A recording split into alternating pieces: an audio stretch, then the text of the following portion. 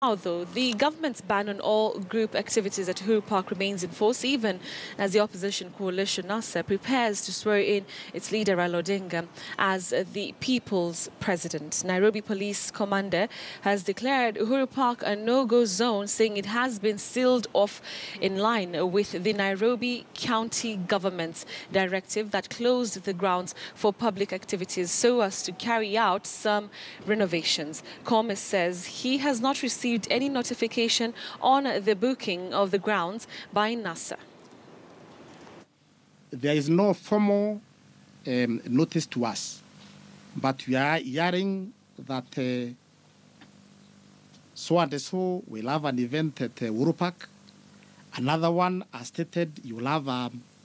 That is what I'm getting from the mainstream media and social media.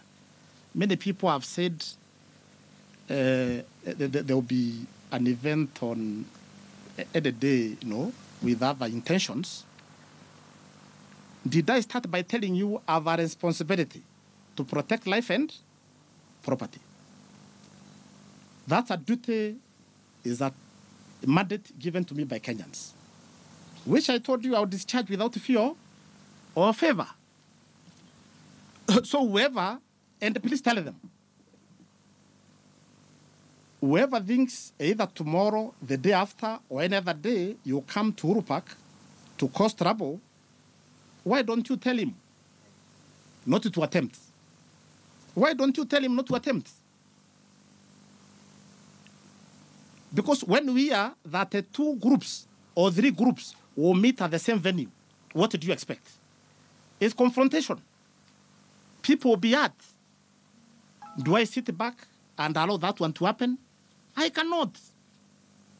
I'll be accused of omission.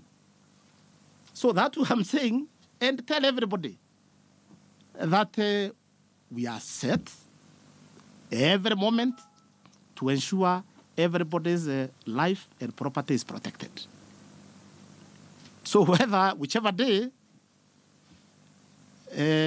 tell him, wherever he is, not to attempt coming to those, with the criminal intentions. Because I'll be there to ensure law and order is. I'll be there to ensure law is not, there's no breach of peace. All right, so that's Japheth Kome there yesterday commenting on that swearing-in ceremony that's going to be taking place tomorrow. There, of course, are questions whether it will happen in Uhuru Park, going by what he has just said. I don't want to have that conversation here in studio. And here in studio, I'm joined by Kevin Osido, who's Executive Director of County Governance Watch. Thank you very much for joining us. Asante. And good morning. You too. All right, we also have Norman Magaya, who's the NASA Chief Executive. Thank you very much, Norman, for joining us. He's joining us from Capitol Hill. We'll be having that conversation also with him. And Norman, I'd like to start with you this morning, just going by what Japheth Kome has said. He has put out some action points that he says the police will take and ensure that this swearing-in ceremony does not happen. First of all, are we expecting any surprises as to a change of location going by what has been said by the police about Uhuru Park? Thank you, Betty. First of all, I want to clarify a few things. Number one is that we are swearing in the Right Honorable Raila Odinga and Stephen Kalonzo Musyoka as the President of the Republic of Kenya and not as People's President. So that needs to be made clear. Two is that if in this country we ever relied on the benevolence of the police, we will not have achieved anything democratically. We will not even be having the new constitution that we cherish today. We achieved everything we've achieved through defiance, through resistance, and through sustenance of a struggle to ensure that we liberate ourselves from the yoke of the police state and the dictatorship. This has not stopped. It is a fight we are willing to take as far as it can go to ensure that our land is truly democratic. Three is that we have no intention whatsoever to change the venue for this ceremony. As I've stated before, option 1 is Uhuru Park, option 2 is Uhuru Park, option 3 is Uhuru Park, and if option 3 is not possible, the only option is Uhuru Park. So we have no intention to change the venue whatsoever. We've clearly stated, and you saw the Right Honorable Raila Odinga making that call on Saturday, that the event has to be largely peaceful. He asked our supporters to come with white handkerchiefs as a sign of peace. So let the police not provoke citizens who are assembling and enjoying constitutional guaranteed rights and cause violence. In the past, all these events have been largely peaceful until the police intervened. And you can hear how the Nairobi County Commander, Mr. Koome, is laboring, is literally struggling to justify why he should not allow these events to go on. In 2016, we had a similar incident at Uhuru Park. We had applied to use Uhuru Park on Madaraka Day. They sponsored another church organization to come on board and claim Uhuru Park. This matter went before court, and the court was very emphatic in its decision that even an event where a venue is contested between two parties, that the police must take the lesser evil, and the lesser evil is to allow both events to proceed, even if the police are going to create a buffer zone between the two events. And what we know is that there is no intention by any group, whether by Nairobi Business Community or Moses Kuria and his ilk, to use Uhuru Park. All those are state functionaries manufactured for purposes of creating despondency, for purposes of creating tension, and give police justification to say they will not allow the rally to proceed. So our position is that we are the only ones who have legitimately made application for this venue. It's a public park. At any time, we have not seen any notice to tender for those renovations. It was an afterthought that was made after we had made our application. Uhuru Park is not being closed. I can assure you that after tomorrow, you will not see any renovations at Uhuru Park. So people are engaging in a lot of dishonesty. And the best thing they should do is we will only want to use Uhuru Park for a maximum of 3 to 5 hours. And then we can leave the park to them. So we have no intention to change the venue, Betty. Right, Norman, there is information, that the police, another option that they're looking at is detaining NASA leaders at undisclosed locations so that this does not happen. I want you to answer that. And even as you answer that, you've mentioned that there's no surprise in changing of location. But just going by what we've seen before, anytime that we have either a NASA rally or even the time that Raila Odinga had come from abroad, this, as much as, we want these things to be peaceful, at the end of the day, you have chaos in the city center. What is it? I mean, this is going to be a different way to do it. I mean, are we expecting the same results from the past incidences we've had? I will start with your last question, Betty. This is an extraordinary event. It has not happened in this country before. And I can assure you that the level of preparation and mobilization that has been done, perhaps it will take 500,000 police officers to climb down on such a gathering. We expect our supporters to turn up in their numbers. And as I've stated before, that tomorrow will be a triumph of the people against the police state. So for the best thing that the police can do to this country is to ensure that they provide security to the event. It's a calling they have under the Constitution. And even under our current Constitution, police are supposed to be non-partisan. They are supposed to be apolitical. They are supposed to provide security to Kenyans on a need-to-be basis. As it is now, Mr. Koome is pandering on the whims of Jubilee, is being partisan, is acting in contravention of the Constitution. So the best he can do to this country is to provide security. And if he thinks it's too much for him to provide security, we have no challenge with our people being peaceful and conducting a peaceful event. They can stay away and watch the event on TV. They don't need to harm and interfere. But the solemn duty they have under the law is to, in a non-partisan manner, in a purely a political manner, to come and provide security. With regard to your first question, there is no known law in this land that provides for preventive detention, where you put people under house arrest. All those who are archaic laws that were done away with the day we gave ourselves the new constitution. So it's an action the police may contemplate, but it is not supported by the law. But we know that the regime under Uhuru is capable of anything. They enforce the constitution when it suits them, and they breach it when it's convenient to them. But there is no legal regime known to sustain such an action. And if such an action were to be undertaken, I can tell you the consequences will be too dire to imagine. So nobody should even think about it. Right, now let's talk about the process of this swearing in. There's a way that it's done, within the law. So how is it going to happen for Raila Odinga and Kalonzo Musyoka? We are doing everything exactly as set out under the Constitution. The oath of office for the president is set out under the Constitution. We are doing an extract of exactly what is set out in the Constitution because, as I said, we are swearing in a president of the Republic of Kenya. So everything is going to be done in accordance with the Assumption of Office of the President Act, as well as the oath set out under the Constitution. And as stated before, we have a qualified judge who will undertake this process. We expect it to run smoothly. And what I can guarantee and assure the country is that forget the sideshows, forget the shenanigans going on. This oath-taking ceremony tomorrow is beyond repair now. It has to happen. It will happen. And by close of business tomorrow, the Right Honorable Raila Odinga and His Excellency Stephen Kalonzo Musyoka will have taken oath of office. There is absolutely nothing to stop it at this juncture. All right. There's also that question about the people who are coming. We understand that there are people who are coming from different counties around the country, and apparently this is going to be a 1 million people march. How will you ensure that these numbers actually get into Uhuru Park, and how will this happen? The first batch of supporters who are traveling from across the country have arrived in the city this morning. Others will continue to arrive during the day. We have our conduct persons who are charged with coordinating these persons who are handling the logistics for the event. They will be able to guide each group accordingly. Most of them are coming in a coordinated way with the team leaders. So we will have no challenge when it comes to directing them on how to approach the day. We've said that everyone must be seated by 8:30.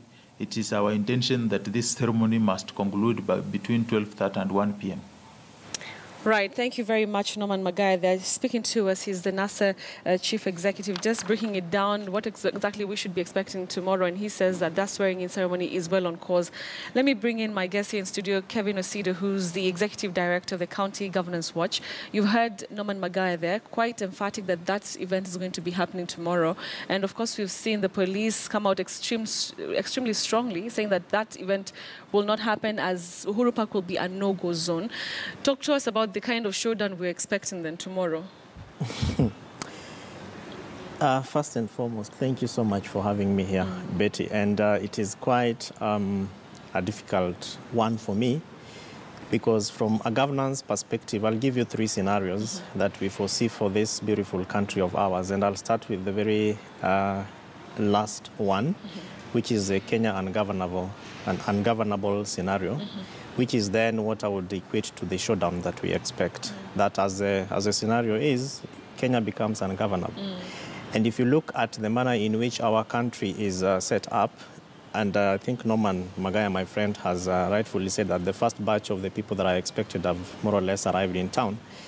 And we expect probably that as Kenyans, when I say we, I'm not referring to NASA, I'm just saying as Kenyans, that we probably have to see people from Kisumu, we'll have people from Mombasa, and then Nairobi, the 3 major cities as per our constitution and the Urban Areas and Cities Act. Now, these are the cities that more or less move the economy of this country. And the moment these 3 cities are affected, and from historical elections that we have had, the opposition, and by opposition I mean Right Honorable former Prime Minister Raila Odinga, has had enormous support from these cities. So the moment that happens, then of course you know that the economy will be affected, socio-cultural and other rights of the people, and of course Kenya, and how that will take place will of course be affected. And then governance becomes very difficult, so it means that nothing is going on, because when you have a showdown in the capital of Kenya, which is Nairobi, then you of course know that major economic hubs of the country will then be stalled, shops closed, people are not going to the offices. The second scenario is where I think we are at right now, which is Kenya limping scenario, because the country is limping.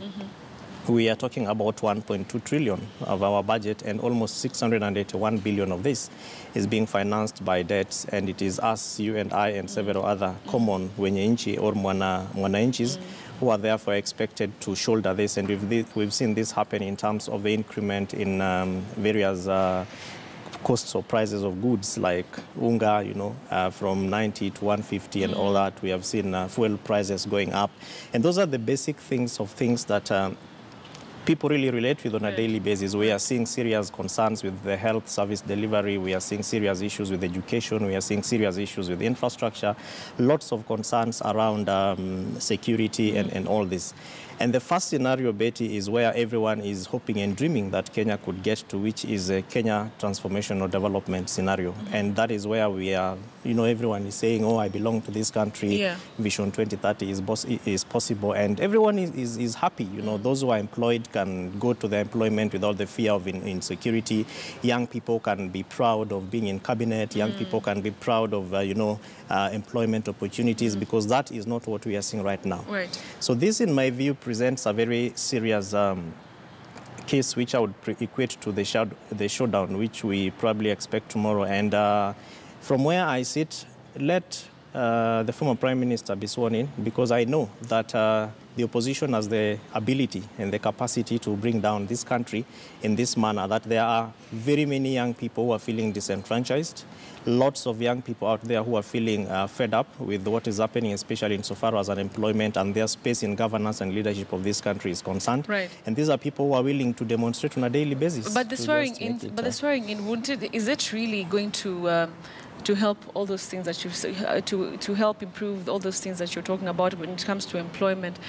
Because, like you've mentioned, this swearing-in ceremony, if it happens, then you have a situation where the country is, you don't even know where everything is, because you have all these people who support Raila Odinga who will feel that this is indeed our president, but there's also the duly elected president Uhuru Kenyatta. So don't you think that this is not really a solution to the issues that we face? This indeed is not a solution, because in fact, even if Raila Odinga were to be sworn in, I wonder whether he would provide employment opportunities for all the millions of unemployed young people. I wonder whether he would provide money to the counties. I wonder whether he'll be able to assure and ensure security for all the Kenyans, wherever we are.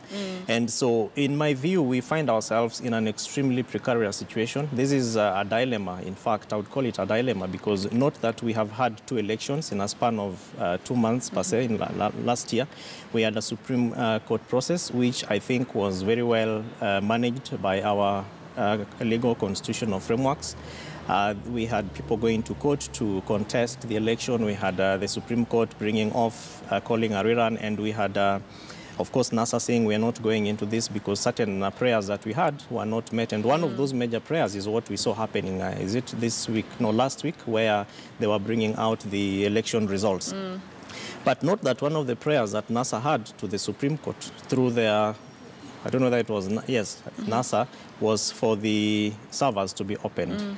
And this is because there was belief that if the servers were to be opened, then you would know exactly who was the duly voted president. But that was with the election of August 8th, which was considered as null and void. So we shouldn't even be talking about it in any case. Precisely, which is why I call this a dilemma. And to that extent, therefore, I do not think that that this debate should therefore be legal. It is really, in my view, political.